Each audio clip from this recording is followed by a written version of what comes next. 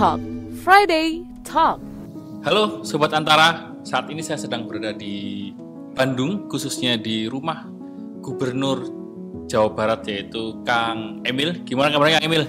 Baik, alhamdulillah. Nah kali ini baju kita cukup matching. Iya, ternyata selera kita sama. Syukurlah minimal seleranya sama walaupun Tapi ini nasinya namanya rumah dinas. Oh iya rumah dinas. Ya. Maaf Sobat Antara, ini rumah dinas saya Rumah koreksi. dinas. Nanti ada yang ngecek nanti, oh rumahnya Kang Emil Nah, gede. tahun depan nanti yang isi rumahnya orang lain lagi. Iya siap. Kang Emil, kesibukan akhir-akhir ini pasti cukup padat ya dengan banyak. Ya, kalau jadi pemimpin seperti gubernur itu, segala urusan itu diselesaikan. Ya, 90-an% input ke otak saya kan problem ya. Iya. Dari makroekonomi, dari pertanian, dari politik, dari pendidikan, termasuk urusan Al-Zaitun, Iya. urusan lain-lain yang memang menjadi atensi dari masyarakat. Jadi itulah resiko ya yang harus kami hadapi, ya dijalani aja. Tidak semua lancar, kadang-kadang ada halangan, tapi saya meyakini saya ini pemimpin yang bekerja keras lah ya, mencari solusi di tengah situasi yang mungkin kurang maksimal. Tapi alhamdulillah contohnya kita kena COVID 2 tahun, tapi alhamdulillah Jawa Barat aman sekarang. COVID udah nggak ada, pertumbuhan ekonomi tertinggi, investasi terbaik, beras juga surplus kan begitu ya. Iya. Tinggal hal-hal lain tentunya menyertai. Tapi di antara kesibukan Kang Emil, saya yang paling sering mengkepo ini Twitternya Kang Emil dan Iki. Kadang sempat juga ya membalas teman-teman netizen yang Itu kebiasaan dari sebelum jadi wali kota gubernur. Iya. Hobi bercakap-cakap dua arah dengan yang komen-komen lah. Iya, tapi Dan mereka juga senang kalau di komen langsung. iya, saya bacanya juga senang. Saya pilih yang lucu-lucu aja. Iya. Baik Kang Emil, tadi kan sudah disebutkan nih duluan mengenai Al-Zaitun nih. Nah, saya pengen bertanya nih Kang Emil karena kebetulan kan ini menjadi isu yang cukup hangat untuk diobrolkan dan kita sih pengennya mencari solusi lah, bukan menambah hal-hal yang kurang berkenan untuk pemberitaan dan menambah kepanikan. Yes, nah, ya. tapi bagaimana sih strategi Kang Emil terlepas Al-Zaitun nanti apakah terbukti di dalamnya ada indikasi ajaran yang tidak benar atau enggak? Nah, bagaimana sih Kang Emil menangkal hal-hal seperti itu di dunia pendidikan? Pertama, Jawa Barat ini provinsi dengan dinamika sosial paling tinggi. Kenapa? Karena penduduknya saja 50 juta, terbanyak se-Indonesia. Iya. Berarti kan ada 50 juta orang yang cari makan, cari sekolah, termasuk pemikiran-pemikiran dan lain sebagainya. Jadi dinamikanya luar biasa. Nah, sejauh ini kita sudah sangat kondusif karena indeks kondusivitas di Jawa Barat itu mendekati angka 80. Ya, kalau 80 itu artinya relatif aman. Semakin naik semakin aman berarti ya, Ya. angkanya. Setahun lalu, 2 tahun lalu dari data terakhir tingkat kejahatannya itu hanya 7.000, 8.000 per tahun terhadap 50 juta. Itu relatif kecil. Ada provinsi lain penduduk hanya 10 juta, kejahatan bisa 30.000. Nah, Jawa Barat itu penduduk 50 juta, kejahatan 7.000, 8.000, jadi relatif kecil. Jadi kondusif. Tapi selalu ada lah ya situasi-situasi yang harus kita bereskan. Nah, dalam peribadatan itu kita sudah menyepakati bahwa bangsa kita ini kan silanya ketuhanan yang Maha Esa. Jadi seluruh masyarakat harus punya ketuhanan. Nah, ketuhanan itu kan yang disepakati ada Islam, Katolik, ada Protestan, Hindu, Buddha, Konghucu. Jadi ada 6. Di luar itu negara tidak memberi pengakuan, artinya warga negara memilih di 6 ini. Nah, mayoritas lebih dari 90% penduduk Jawa Barat itu kan Muslim. Betul. Dan Muslimnya yang menjadi sebuah kesepakatan dalam sosial kereligiusan itu adalah Ahlussunnah wal Jamaah, kira-kira begitu. Nah, keislaman ini sudah dari dulu disepakati agar hukum Islamnya, fikih-fikihnya itu mengacu pada yang sudah disepakati. Salah satunya berhimpunlah para ulama-ulama ini ke dalam Majelis Ulama Indonesia. Jadi setiap ada hal-hal yang berbeda atau bertentangan, ya kita bertanyanya ke fatwa MUI.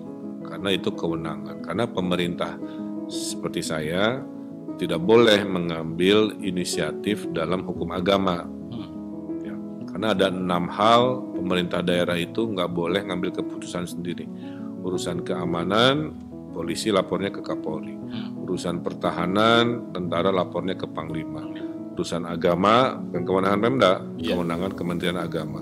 Urusan keuangan, fiskal, urusan politik luar negeri dan justisi pengadilan. Ya.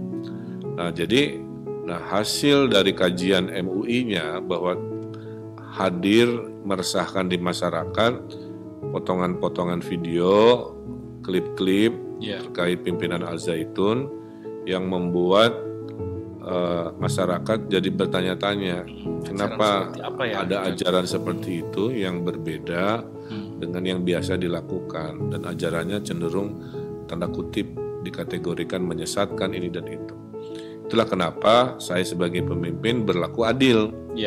Berlaku adil adalah membentuk tim investigasi, bertanya kepada yang bersangkutan di Al-Zaitunnya, bertanya ke MUI dan sebagainya. Memang kesimpulannya ada kecenderungan penyelewengan yang ajaran agama atau yang berbeda.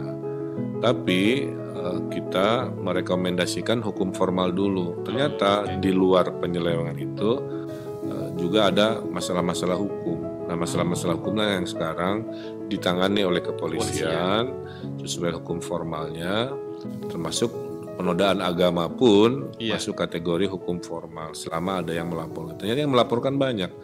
Nah, jadi masyarakat saya himbau kita tunggu hasil pemeriksaan, serahkan kepada kepolisian karena banyak sekali dimensi-dimensi kontroversi yang membutuhkan jawaban kan. Nah, jawabannya ini sedang diproses. Tunggu proses ini selesai, pasti nanti disampaikan kepada masyarakat. Agar Jawa Barat tetap tenang, percayakan pada gubernur, pada Forkopimda, kita melanjutkan ekonomi kita. Nah, hal-hal ini sudah ditangani oleh aparat hukum. Tapi Kang Emil sendiri pernah nggak sih mampir ke Al-Zaitun? Saya nggak pernah. Belum pernah. Ya, karena saya juga mendapati kontroversinya terlalu tinggi sehingga nanti takut salah tafsir. Iya, betul. Antara niat baik dengan apa yang dibaca oleh masyarakat takut berbeda kan begitu. Jadi saya kira saya belum, kita tunggu hasil dari kepolisian. Terus kemudian untuk terkait bagaimana kita membangun kepercayaan lah kepada pendidikan, khususnya di pendidikan yang berlatar belakangkan dengan agama yang Muslim, khususnya Ponpes ini, bagaimana Kang Emil kan banyak kemudian masyarakat jadi menganggap jangan-jangan Ponpes banyak seperti ini. Nah jadi kan penanganan Al-Zaitun itu ada 3. Satu, perkara hukum pidananya diurus oleh kepolisian, sedang berlangsung tadi. Termasuk yang terakhir ada pembukuan rekening kan ya. Rekeningnya besar sekali, masif, triliunan. Karena asetnya yang berputar juga banyak sih. Kedua, aspek pendidikannya ini lembaga yang berwenang untuk membubarkan atau membina atau mengambil alih adalah Kementerian Agama. Nah, jadi kemarin kesepakatannya karena muridnya terlalu banyak, ada sampai 5.000 sampai 7.000, lebih baik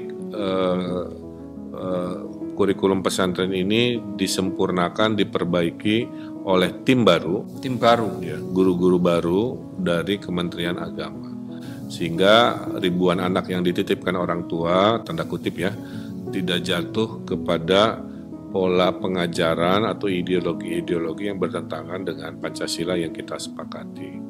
Nah, saya kira kalau saya amati di pesantren-pesantren yang lain, saya kira nggak ada kontroversi sebesar ini ya. Kontroversi yang lain mungkin lebih pada oknum-oknum yang sering kita pernah baca lah ya. Tapi urusan pengajaran, ideologi mungkin baru ini yang ada dugaan-dugaan. Walaupun setelah diteliti ternyata kurikulumnya tidak ada yang macam-macam. Hmm. Dugaannya lebih kepada setelah lulus ada sesi khusus untuk indoktrinasi. Iya. Nah, di situ dugaan hal-hal yang menyangkut ideologinya. Gitu. Tapi yang terbaik pada masyarakat saya sampaikan, pesantren ini akan diambil alih oleh Kementerian Agama sehingga masyarakat bisa tenang untuk memastikan setelah nanti rame-rame ini selesai oleh jalur hukum, maka pendidikan bisa berlanjut tapi dengan pengawasan dan pembinaan dari Kementerian Agama. Oke. Kalau tim baru ini tadi yang dimaksud oleh Kang Emil untuk pembentukan silabus ya berarti Betul. mengenai Silabus, pendidikan. kurikulum, SDM dan lain sebagainya. Itu apakah terdiri dari guru-guru agama saja atau ada unsur lain yang ikut dalam Sampai saat ini masih 100% dari tim Kementerian Agama. Tapi karena ini menjadi atensi, pastilah kita akan mengusulkan ada konten-konten, materi-materi tentang kebangsaan ya. Karena yang dicurigai kan Ya, ada ideologinya itu ya. pergeseran ideologinya itu. Jadi nggak hanya ilmu agama Islamnya, tapi juga penguatan memastikan isu kebangsaan ini, isu NII-nya gitu ya, dan lain-lain tidak terulang lagi kalau itu terbukti ya. Adakah kerjasama dengan pihak-pihak tertentu Kang Emil, Gubernur? Belum Beberapa per hari ini karena masih proses, jadi saya tidak bisa tidak memiliki informasi lebih mendalam kecuali Kementerian Agama sedang dalam proses pengambil alihan dan pembinaan. Berarti istilahnya strategi atau langkah ke depan dalam pengawasan terhadap di tingkat level lembaga pendidikan khususnya yang berbentuk pondok pesantren atau apa, salah satunya dengan membentuk tim ini tadi untuk membentuk silabus baru ya Kang. Dan itu berlaku untuk seluruh lembaga atau yayasan ponpes atau Jarang-jarang sebenarnya pesantren diambil alih negara. Jadi ini sangat-sangat khusus dan sangat-sangat spesial ya. istimewa. Karena di Jawa Barat itu ada 9 ribuan pesantren. Betul. Mayoritas kurikulumnya baik-baik saja. Selaras, karena kan ada Dirjen Pendidikan Madrasah Pesantren dari Kementerian Agama. Hanya ini aja yang ada dugaan ya. Oleh karena itu yang ditelaah itu adalah pesantren Al-Zaitun. Kemudian karena muridnya banyak sekali, maka harus ada pengambil alihan pembinaan yang lebih spesifik ya. Tapi sisanya 9 ribuan pesantren lainnya baik-baik saja sebenarnya ya, tanpa karena memang pendidikan itu banyak pilihannya. Ada sekolah umum, ada sekolah agama, ada sekolah kejuruan. Yang penting menjadi manusia yang pintar, yang cerdas, yang berakhlak, tapi dalam konteks keindonesiaan yang menjadi kesepakatan kita. Ya, adakah nih pesan Kang Emil buat mungkin sebagai orang tua yang mungkin kan ini sedang musim pembelajaran baru ya Bapak.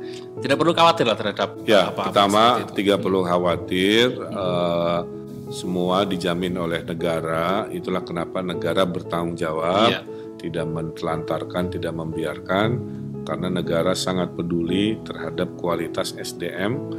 Sehingga silahkan bersekolah di mana saja, sekolah umum, sekolah kejuruan maupun pesantren. Pesantrennya juga banyak pilihannya, ada 9 ribuan sekolah, tapi khusus jika ke Al-Zaitun, tunggu komunikasi dari Kementerian Agama, kira-kira wajah barunya seperti apa, nah itulah yang akan menjadi kepastian dalam menyekolahkan anak. Oke, itu cukup menarik ya Kang Emil, bahwa peran negara cukup bisa bertindak jauh ketika memang ada special case yang harus itu rekomendasi dari tim kami, dari tim investigasi yang saya bentuk, rekomendasinya pilihannya ditutup tapi banyak mudorotnya karena ribuan anak-anak mau kemana kan mereka harus tetap belajar. Yang terbaik adalah dibina, diambil alih, diubah menjadi sesuai dengan norma yang disepakati. Terus kemudian untuk lanjut ke pembahasan Jawa Barat Kang Emil, ada informasi dari BPS Badan Pusat Statistik bahwa di tahun 2022 kemarin yang mungkin dirilisnya pada tahun 2023 ya Bapak, Jawa Barat berhasil menekan angka kemiskinan hingga hampir mencapai 8%. Cukup tinggi dibandingkan tahun sebelumnya. Ini apa ramuan dari Kang Emil untuk bisa menekan angka kemiskinan ini yang mungkin bisa copy oleh provinsi lain mungkin bisa membantu. Iya, jadi tujuan berbangsa bernegara kita kan hanya dua, Iya. adil makmur. Jadi mengadilkan sistem hidup kita dan memakmurkan rakyat kita. Nah, bedakan sistem ekonomi kapitalis dengan ekonomi Pancasila. Kalau ekonomi kapitalis itu yang kaya makin kaya, yang duafa nggak ke bawah-bawah, karena value-nya cuma satu, kompetisi. Tapi kalau ekonomi Pancasila, orang kaya makin kaya boleh, tapi duafanya harus ke bawah-bawah. Karena ada dua value, kompetisinya ada, keadilan sosialnya ada. Nah, jadi di Jawa Barat, prinsip mengatasi kemiskinan itu dibagi 3. Paling bawah namanya subsidi. Jadi kita bikin program memberikan uang, memberikan sembako, memberikan yang sifatnya fisik, ya, gratis ini, gratis sana, untuk kelompok yang paling bawah. Yang kalau negara tidak memberi subsidi, mereka nggak bisa hidup. Kira-kira gitu. Yang kedua adalah memperbanyak lapangan pekerjaan, supaya setelah dia miskin sekali, naik kelas, dia punya skill, supaya tidak jatuh miskin lagi kan. Nah, skillnya itu diserap oleh pasar. Nah, pasarnya harus memperbanyak. Itulah kenapa kami juara investasi. Selama 5 tahun berturut-turut, tahun lalu pecah rekor 175 triliun. 175 triliun. Tertinggi se-Indonesia. 1 triliun sama dengan 1.000 lapangan pekerjaan. Ini dari investasi saja itu menghasilkan lapangan pekerjaan yang begitu besar. Gimana cara investasi tinggi? Karena sayanya banyak proaktif, door to door, memarketingkan Jawa Barat dan lain sebagainya. Jadi dari yang hidup oleh subsidi menjadi hidup oleh kerjanya sendiri. Pengentasan kemiskinan yang ketiga adalah menaikkan persentase yang namanya wirausaha. Jadi hidup itu harus naik kelas. Tadinya tangan di bawah, kemudian dia bekerja, dan akhirnya dia wirausaha tangannya di atas. Nah, 97% lapangan pekerjaan di Jawa Barat itu dihadirkan oleh UMKM. Makanya bukan industri besar ya? Bukan, hanya 3%. 3% industri besar. Ini harus dicatat. Jadi kita ini provinsi UMKM. Dari mulai kredit sangat mikro, misalkan saya punya kredit mesra ya, sebagai UMKM. Tanpa bunga, tanpa agunan. Asal berkelompok 5-10 orang. Ada kredit kur untuk naik kelas di puluhan juta sampai ratus juta, ada kredit komersial dan seterusnya. Saya mempromosikan UMKM dalam bentuk pameran. Instagram saya sehari 2 produk saya promosi. Endorse ya? Gratis buat rakyat saya. Di story saya kan begitu ya. Saya ikut mendesain kadang-kadang karena saya desainer juga. Memarketingkan sampai ke luar negeri. Kita ada satu pesantren, satu bisnis ya, namanya OPOP. Sudah hampir 5.000-an pesantren dalam 5 tahun saya punya usaha. Kemudian desa kita sentuh dengan namanya Gerbang Desa Digital. 2018 desa miskin ada 1.000, tahun lalu sudah 0. Dalam 4 tahun saya menghilangkan 1.000 desa miskin. 1.000 desa miskin. Nah, bayang ya. Jadi resepnya adalah memberi subsidi paling bawah, naikin skill supaya masuk ke lapangan pekerjaan dengan memperbanyak lowongan.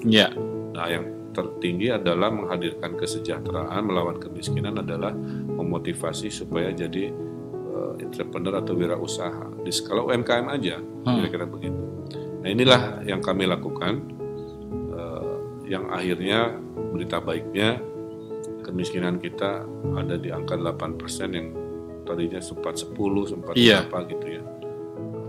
Dan mudah-mudahan keberhasilan ini diapresiasi bahwa kita memang fokus mengejar keadilan dan kemakmuran dengan cara khas Jawa.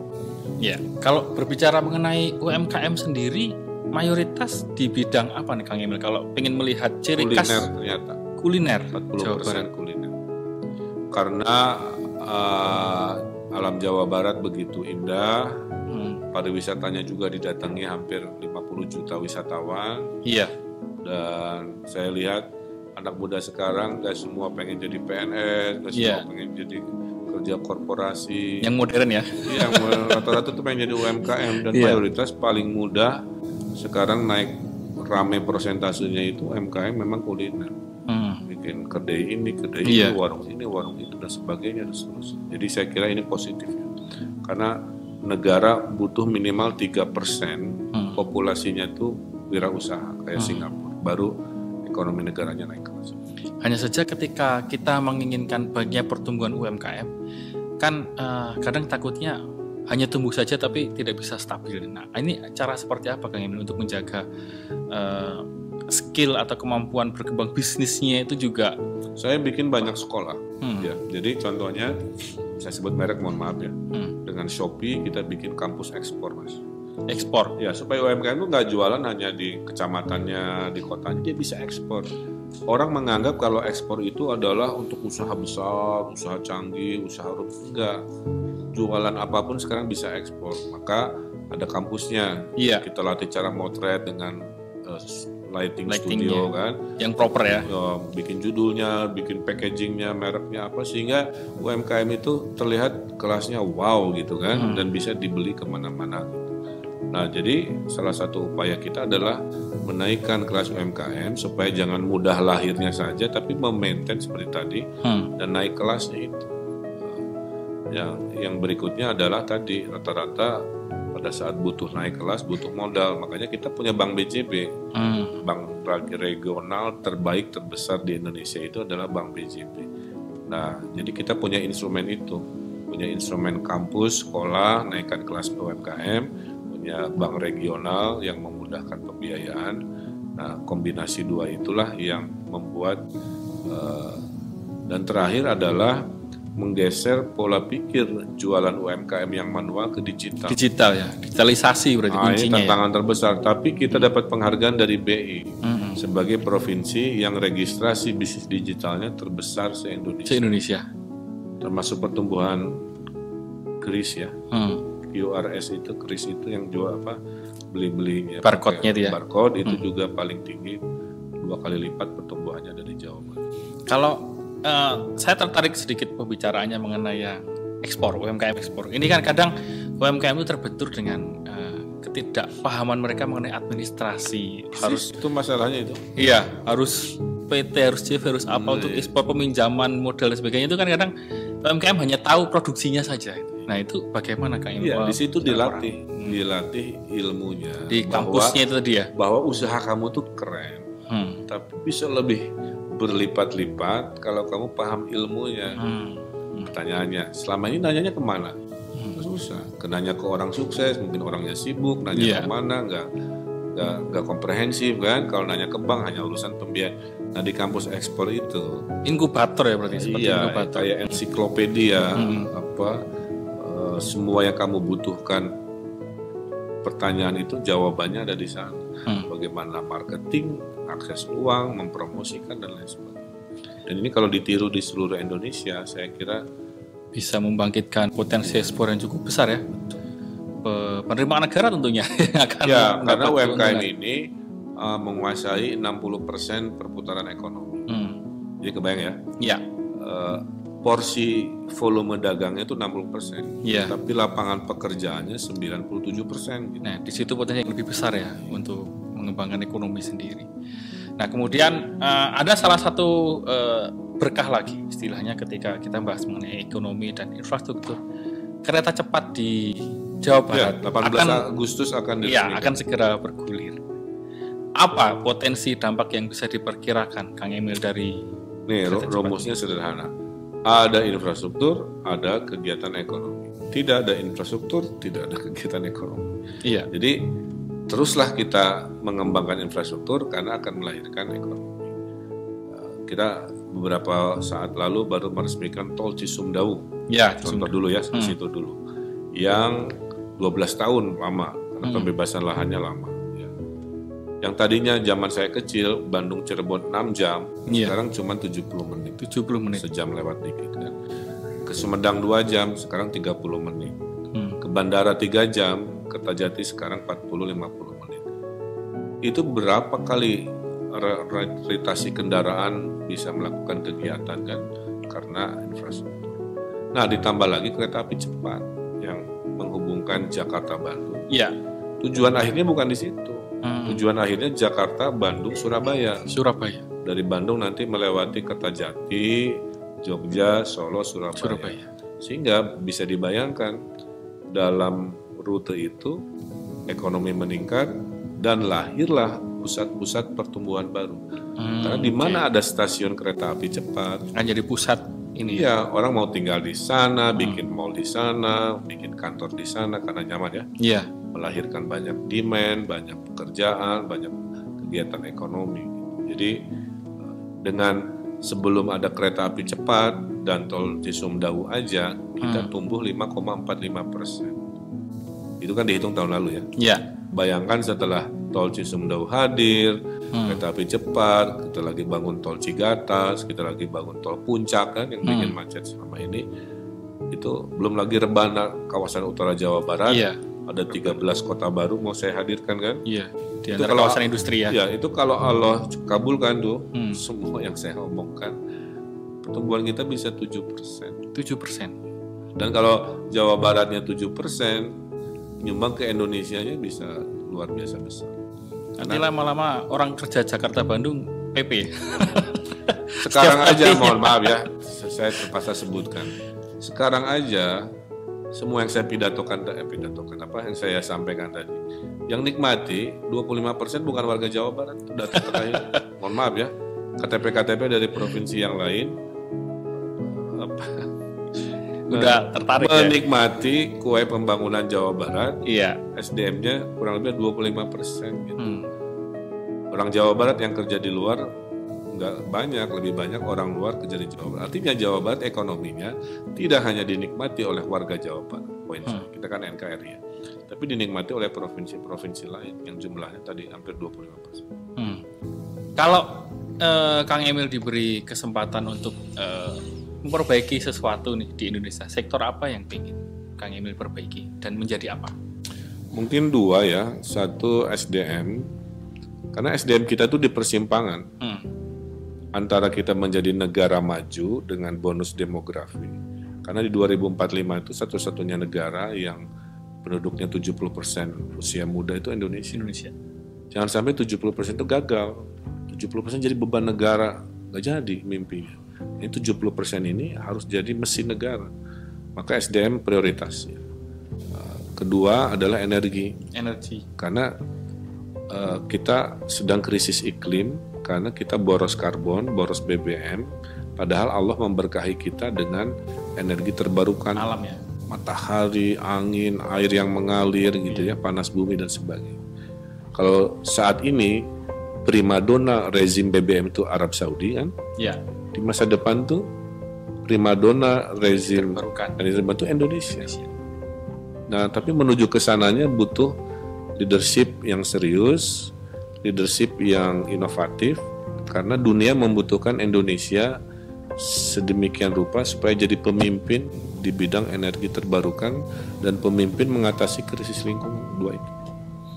Oke, terima kasih Kang Emil sudah ngobrol di podcast Antara, dan demikian Sobat Antara, kita berceloteh dengan Kang Emil yang ternyata memiliki gagasan yang cukup nasionalis dan baik, khususnya di energi baru terbarukan cukup menarik. Dan nantikan podcast Antara di antaranews.com dan juga YouTube Antara TV Indonesia, Spotify Podcast Antara, dan Noise Podcast Antara. Sampai jumpa di podcast episode selanjutnya. Dadah.